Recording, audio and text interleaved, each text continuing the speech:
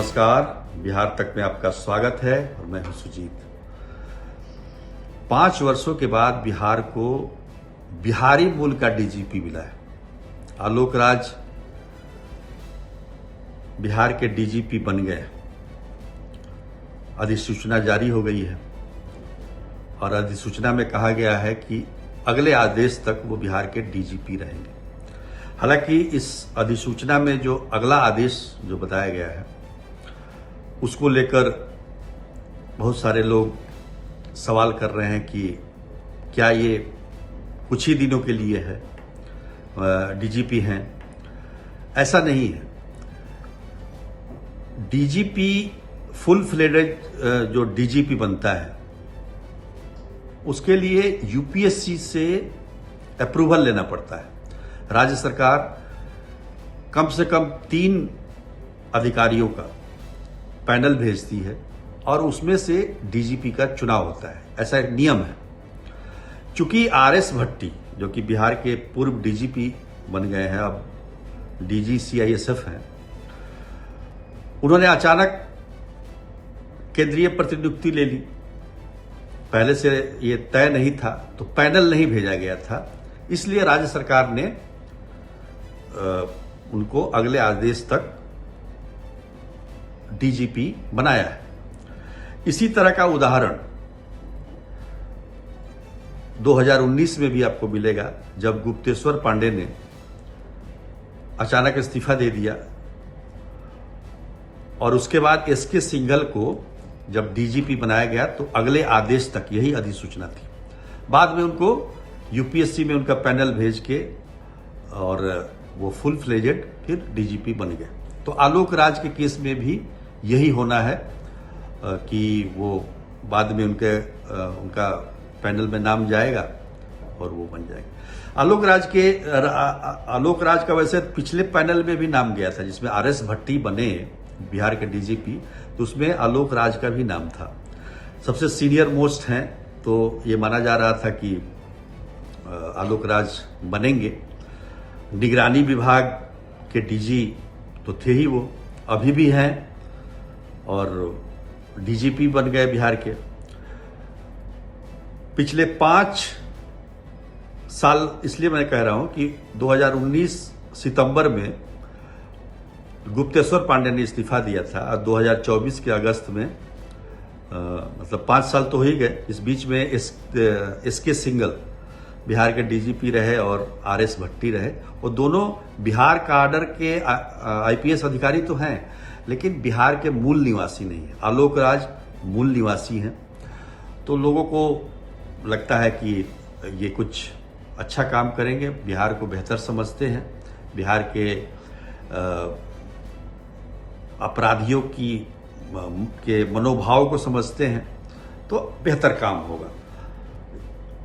Bihar police association ने भी इस पर खुशी जाहिर की है। उसको भी लगता है कि भाई बिहारी मूल के व्यक्ति एक बार फिर डीजीपी पद पर हैं, तो बहुत सारी जो समस्याएं हैं, जो बिहार से जुड़ी समस्याएं हैं, जिससे आलोक राज पहले से अवगत होंगे, वो समस्याएं हल होंगी।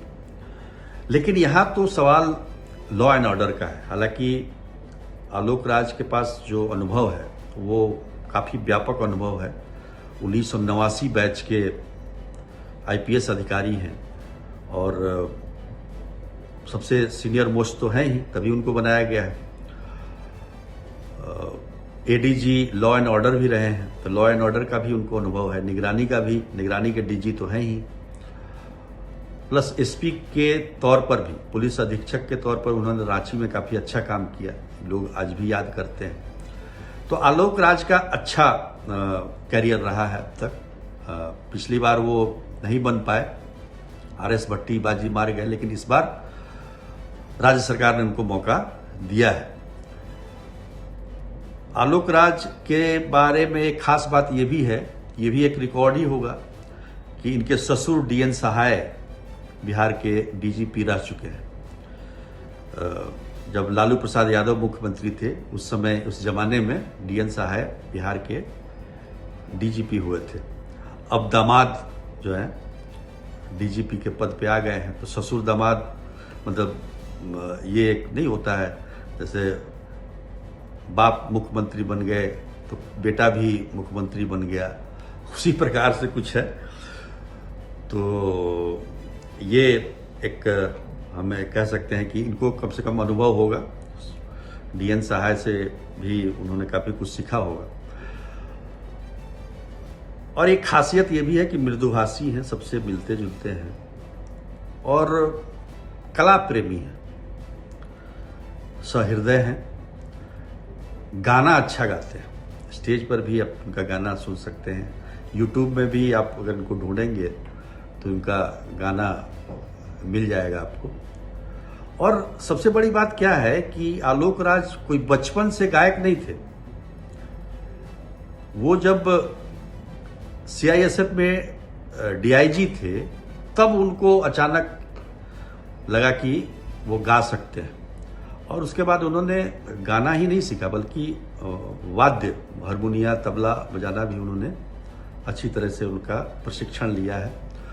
और कई जगहों पर तो लोग फरमाइश करते हैं तो गाना गा भी देते हैं।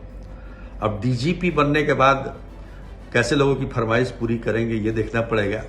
डीजीपी बनने के बाद तो गाने की लोग फरमाइश नहीं करेंगे, लेकिन अपने धुन पर अपराधियों को नचाने के लिए जरूर लोग खुश होंगे। और आलोक राज को यही करना चाहिए, क्योंकि ये चुनावी वर्ष है और चुनावी वर्ष में लॉ एंड ऑर्डर, कानून व्यवस्था एक बहुत बड़ा मुद्दा रहता है बिहार में।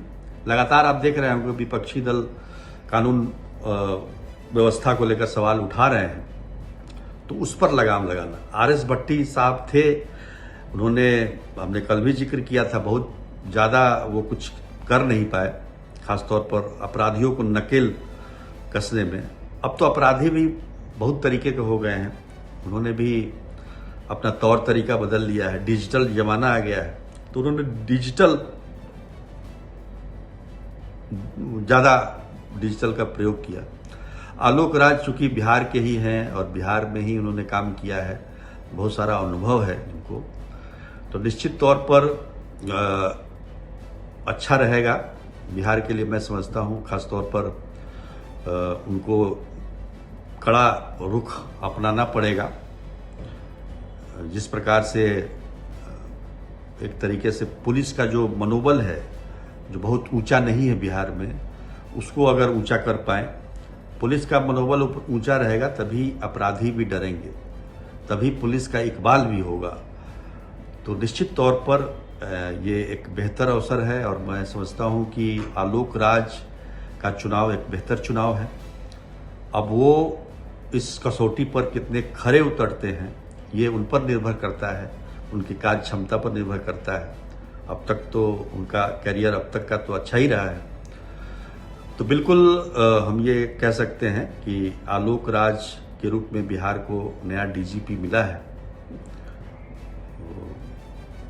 अगले आदेश तक भले ही ये कहा गया हो, लेकिन मैं आपको ये भी बता दूं कि पड़ोसी राज्य उत्तर प्रदेश में पिछले 2 वर्षों से प्रभारी डीजीपी से ही काम चल रहा है। इस दौरान 2 डीजीपी रिटायर हो गए, जिनका यूपीएससी से पैनल नहीं आया। तो इससे कोई बहुत ज़्यादा फर्क नहीं पड़ता है। सरकार को अगर विश्वास है कि अच्छा काम कर सकते हैं, और सरकार को विश्वास रखना भी चाहिए, क्योंकि अगर उन्होंने चुनाव किया है तो ये चुनावी वर्ष है, तो इसका भी बहुत ज़्यादा ख्याल रखने की ज़रूरत है इनको। तो संतुलन वाले व्यक्ति हैं आलोक राज, और निश्चित तौर पर मुझे लगता है कि कानून व्यवस्था का संतुलन भी बना कर रखेंगे, क्योंकि जिस प्रकार की आजकल छिनतई और ये मोबाइल और चेन छीनने का जो पटना में मैं देखता हूँ, जिस प्रकार का प्रचलन बढ़ गया है, वो काफ़ी चिंताजनक है। उस चीज़ों पर ध्यान देने की ज़रूरत है। तो आज के लिए इतना ही, तब तक के लिए नमस्कार।